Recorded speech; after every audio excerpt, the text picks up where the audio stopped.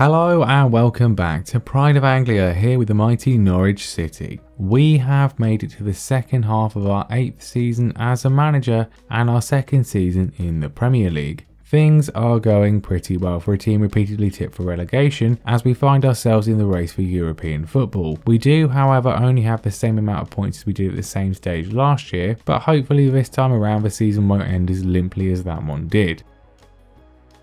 We continue our domination of Young Player of the Month with Anders Hansen making it a hat-trick. He's not exactly been amazing so far, so I have actually changed his role to a sweeper keeper on defend rather than support, and it seems to have helped. His 3 clean sheets in December has doubled his tally. The transfer window is of course open and Ben Woodburn's departure is confirmed. I'm not planning any moves, but we'll see what happens. The board have increased the transfer budget and we certainly have a fair stack in the bank. Any departures will likely be playing time related. Ben Wilmot, for example, is upset that he's not playing regularly, despite the fact he is a squad player. No one important cares though, so he can just sulk. You'll play if you're needed and you never know when that might be. Our first game today is our FA Cup third round match and we have Bournemouth. Tricky as we have already lost to them in the league, but we put in a strong performance and grab a 1-0 win. Cup run incoming. We get Blackburn next. Bournemouth, by the way, have rehired Eddie Howe and then have literally named their stadium after him. We face Chelsea in the league, but not that far ahead of us, so a win would be good. And we get a literally perfect start as Harrison Reed unleashes an absolute howitzer into the top corner a minute in. Goal of the season? Wow. We totally dominate the rest of the game and have so many chances to kill it off that don't go in or are offside. Chelsea never really seemed like equalising though, and with minutes left, De Koning sweeps a crossing from the left, which McCrory calmly finishes to seal it, and Backington then adds the cherry on top. 3-0, what an absolute masterclass. We go into 7th again, Europe feels possible, and unlike last year, I actually do want it this time. Our game against West Ham brings up the century for our time at Norwich, and what better way to celebrate than a 0-0 draw. Good defending though. First place Man United are next, and we're a long way behind them, in more ways than one, although we are super unlucky. And we don't fare much better against Manchester City, they totally dominate and only Hansen can keep the score down, though we do equalise in the 90th minute only to still lose. I wasn't planning any signings, but we could use an attacking boost, and on deadline day as Everton bid for him, I swooped to sign a regen on my list for the summer. Josue Calderon from Club America for 10.25 million. He becomes our highest earner, but as a creative player he's a massive upgrade on just about everyone else. Backington has had a good year, but he's 30 and Sibley wants to leave, so this was a no-brainer.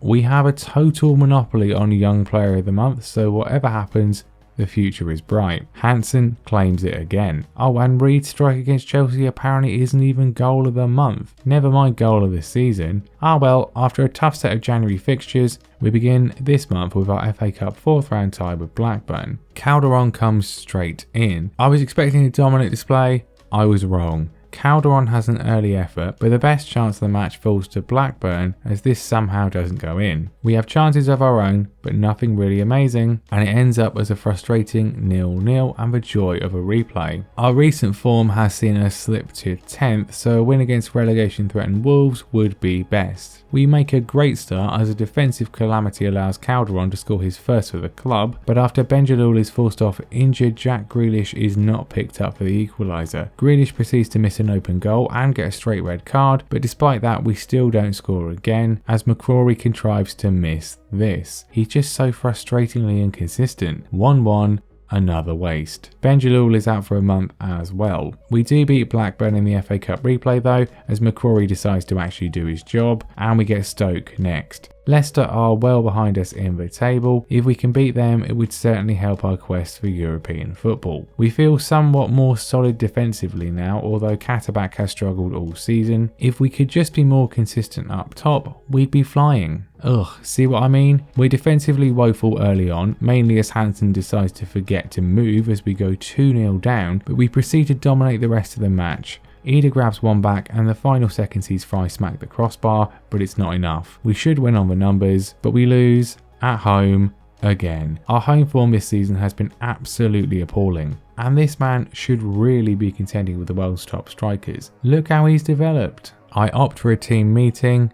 hopefully it works. West Brom are next. They did of course win the championship title the year we were promoted, and after nearly being relegated last season, now somehow find themselves contending for Europe. We are now well off the pace in 11th. And things look great as McCrory sees this effort somehow stopped, and then West Brom immediately take the lead. De Koning wins a penalty though, and Vignato proceeds to miss it, but he is alive to the rebound and De Koning puts that away. We keep battling and De Koning gives us the lead for a change, and as time fades we look to hold on for a vital win, and then West Brom equalise. I hope you didn't let those awards go to your head, Anders, because that was shocking.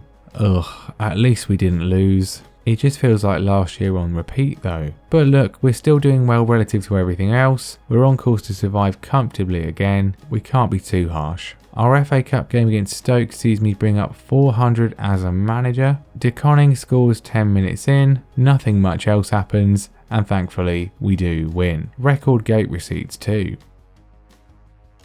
Our FA Cup quarter final will be against Derby. This is the furthest we've got in the save so far, both us personally and also Norwich. The remaining big sides have all been kept apart though, so if we do win, I can't see us going all the way. But still, progress. Our record against Everton isn't great. We've won 1 out of 7 league games so far this year, and indeed 2 out of the last 13. I'm not confident, let's put it that way, but if we can win, we could jump above them into 8. 6 minutes in, Hansen comfortably catches a cross, only to, I guess, land on the striker's head and it goes in? Like seriously, what even was that? Katterbach has his best game so far though and finds Ida to power home an equaliser, but then what even is this? A horrendous touch from Bogle, they waltz through and Hansen decides to have a picnic. Calderon's pump ball forwards finds Ida, who is proving himself far more reliable up front, and then as we keep going, William finds Calderon to send us in front, and unlike against West Brom, this time we actually hold on to win, and we do indeed jump up to 8th. 41 points also surely secures our Premier League status for another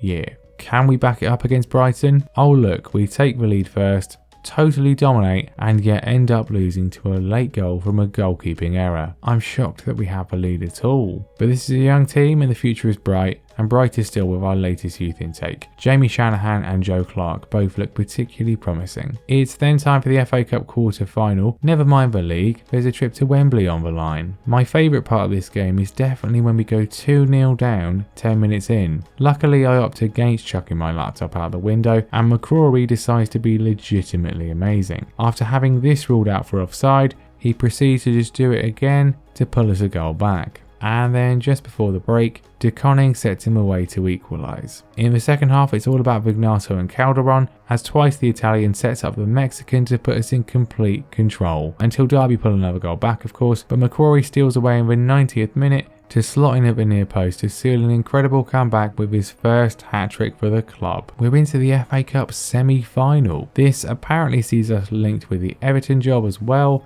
and with no shocks elsewhere, we end up with Spurs. Chelsea or Manchester City await the winner. The board are ecstatic with this and offer me a new deal. 3 more years with £15,000 a week pay rise. Thanks. And only one entrant of a next gen thing this year in the form of Blend Issini. We have 8 league games to go at the start of a busy April. Newcastle are first. And it would have been a travesty if we didn't win, given all the chances we had, but thankfully Brooks scores in the 89th minute to give us a much needed 3 points. We move up to 9th. I think a European spot has become unlikely, but if we can get top 10 and more points than last year's 48, I'd be pretty happy with that. Honestly, I was just concerned we would do unrealistically well upon promotion, and we really haven't, so that's something at least. Yay for realism. Can we actually win 2 in a row though? This lot just lost 7-0 at home, so maybe. Katterbach crosses from the left for McCrory to nod in, and then De Koning does the same to find McCrory's feet this time. 2-0, the easiest win in months. We move up to 8th, above Leeds. Maybe we shouldn't write Europe off just yet. And we also confirm that we've avoided relegation. But then it's on to the big one, the FA Cup semi-final with Spurs. Now we've been to Wembley once before in the FA Trophy final with Braintree. Will it be another defeat? Christian Pulisic has a great take chance of Spurs midway through the first half, dragging it wide, before Calderon has a decent effort as well for us. McCrory picks up a potential strain and I opt to sub him off at half time. Eder then has the only chance of the second half as we take it to extra time. As I get ready to sub him off, a tiring Bogle picks up a second yellow to secure his own early exit, before Eder has a great chance grazing the bar. Even with 10 men we look solid though. Spurs have an effort from Gerstens that goes well over, but they've basically done nothing all game. With seconds left we come forwards one last time. Katterbach beats his man, crossing for Adam Eder to score and win it at the death. We're into the FA Cup final. Wow, one of the best moments of the save. Adam Eder, the definitive Channel legend, at it again. Norwich's first ever FA Cup final, and it'll be against Manchester City. We still have a league to worry about, of course, and Liverpool are next. If we can continue our unprecedented form, we can move into 7th. We don't, but we really should have won. Horrendously unlucky and undeserved from Liverpool. Against Brentford we also don't win, but we do at least get a point. This sees us match last year's tally with 4 to go. We can definitely still get 7th, but wins are needed. And they'll be coming without Eder as he's out for 6 weeks. All on you, James. And then, well, he fully delivers against Burnley, a hat-trick again as we win 3-0. We move up to 7th and that final European spot. 51 points breaks last year's tally as well. Can we do it? Bournemouth is our only remaining game against a team below us in the table, so we need to win. Bournemouth dominate the early proceedings though, and Thomas hits the woodwork early on. We respond in kind through Calderon and grow increasingly dominant as the match goes on. Try as we might though, we just can't find a way through, as McCrory decides on a 6.1 today instead. 0-0. We stay 7th for now, but I think the only way we'll be in Europe is if we win the FA Cup, as we're just a point ahead of Chelsea, although they do go and lose. But we'll need something against either Spurs or Arsenal. Against Spurs we get nothing, a decent performance but not enough, so it comes to Arsenal. If we beat them we get 7th, if we lose we need Chelsea, Brighton and Leeds to all lose too. So forgive me if I'm not confident. 10 minutes in we get a penalty and Vignato scores to give us a shock lead. A lead which lasts for all of 2 minutes as Brenner scores after a disgrace of a throw-in from Bogle. The game kind of peters out after that, with chances few and far between, as we end up with a point, which is good